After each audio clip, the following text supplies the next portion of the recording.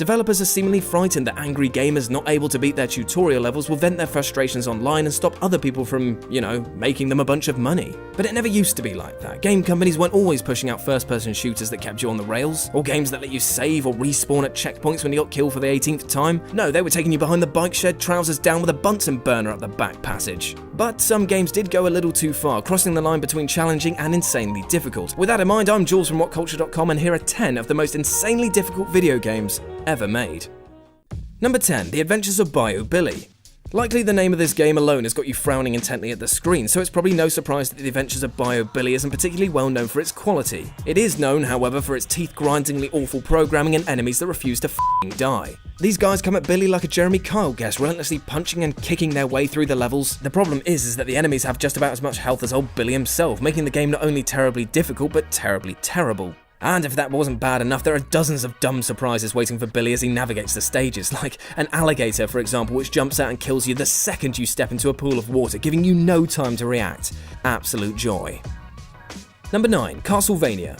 Castlevania set a kind of standard for insanely difficult games, a bastion for razor-sharp rotor blades, awkward enemy placements, and insta-kill lava pools. And though Castlevania is undoubtedly a difficult game, you get a real sense that it takes pride in this difficulty. Take a look at the way that each level is laid out. It's as if the devs wanted to ensure that every single touch of your controller has to be perfectly timed. Then there's the endless array of enemies designed to purposely salt your steak, most of which will knock you down to half health should they hit you once. Oh, and there's the fact that you can't move while jumping. Top draw. Number 8. Mike Tyson's Punch-Out. Yes, this thing exists, and presumably the programmers were instructed to make the game about as difficult as facing off against the real Mike Tyson while being intoxicated in an alleyway, because that's how insane this game is. Punch-Out is so hard, in fact, that its name alone has become a kind of synonym for impossible games. Because the harder you try to beat this one, the more likely it is that you simply won't. You can't save and you can't continue, you just have to journey to the very end, clinging to your nerves like an utter junkie, where Mike Tyson, the Goliath of final bosses that he is, awaits you. And that's the end of the game, because few have ever beaten Tyson. "I don't want nobody to be able to beat me at the end," Tyson must have said in a less effeminate voice before this thing went into production. "I don't want nobody to beat me. I don't want no..." No, I can't do it. And neither could your little pint-sized prick, so you might as well just give up. Number 7. The Oregon Trail. The idea behind the Oregon Trail, which is an educational game by the way, is to grant children a taste of the old pioneer days, and by that I mean dysentery, death, and all other forms of dilemmas which kids really shouldn't have to deal with. Yes, the Oregon Trail required only that you survive and click continue to see what happens next. And usually next means your death, because no matter what plans or decisions you made, it always completely random anyway.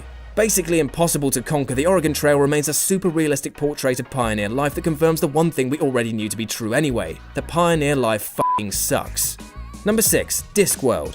If you value basic things like, your logic, then it's probably best you don't grab a copy of Discworld anytime soon. Based on the Terry Pratchett novels of the same name, this puzzle-solving point-and-click extravaganza forced players to try and work things out without any basis of normality. The puzzles were so obscure and so illogical you'd been better suited just clicking around and hoped it solved itself. Obviously it's Discworld and logical isn't exactly the first thing that springs to mind, but come on. And when we say obscure puzzles, we really mean obscure puzzles. They're as insane as like picking up a key, wiping it on a toadstool, plucking the toadstool, feeding it to a frog, drinking the frog's unrealized sense of doubt, taking the frog to market to unlock a door. Okay, I mean that was made up, but it's not far off the truth. Number 5. Ninja Gaiden Black.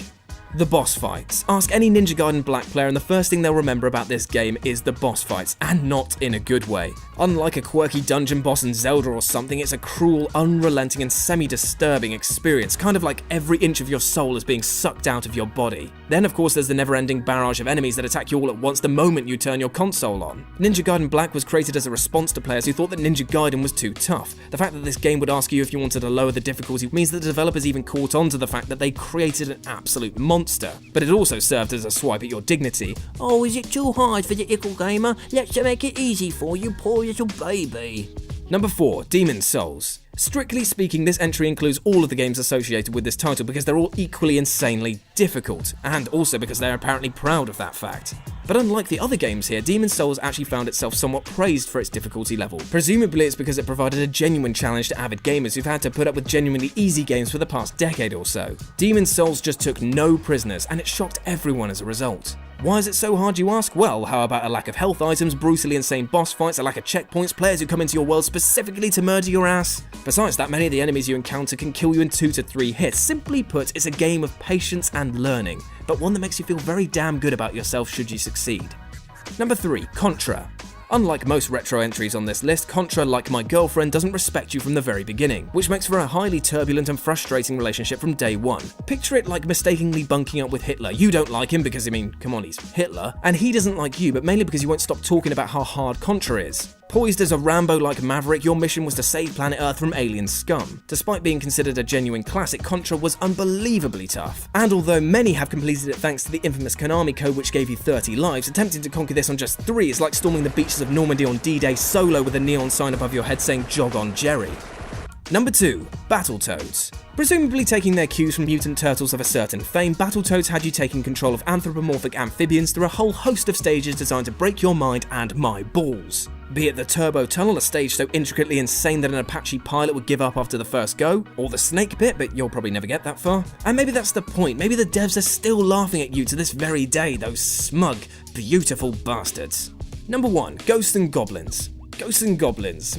Name sounds kind of cute, really, doesn't it? I mean, it's kind of sort of like tricky and spooky, like Ghosts and Goblins. Sounds a little bit like a kid's game. But oh dear, what's this? Seriously, Ghosts and Goblins is the video game equivalent of being smashed in the mouth by a delinquent wielding a hammer, and once you've managed to rehabilitate yourself and gain the confidence to go back outdoors, that same hammer-wielding attacker is waiting for you with his bigger brother. This NES platform, which sees you going on a knight's quest to rescue a princess, has most definitely earned its reputation as an insanely unfair exercise in degrading human dignity. As you move through various levels, the game's enemies, presumably programmed by the devil himself, will swoop in at impossible angles to damage you. 2 hits and it's back to the start. And because apparently it wasn't hard enough, finishing the game will prompt it to restart at a harder difficulty before you can truly complete it.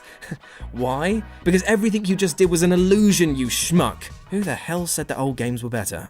And that's our list. Got any more gaming frustrations you'd like to vent to us? Then do so in the comment section below. And if you'd like to non-tangibly punch my smug face, then you can do so here and here. If you enjoyed the video, then like, share and subscribe. I've been Jules for WhatCulture.com, and I'll see you soon.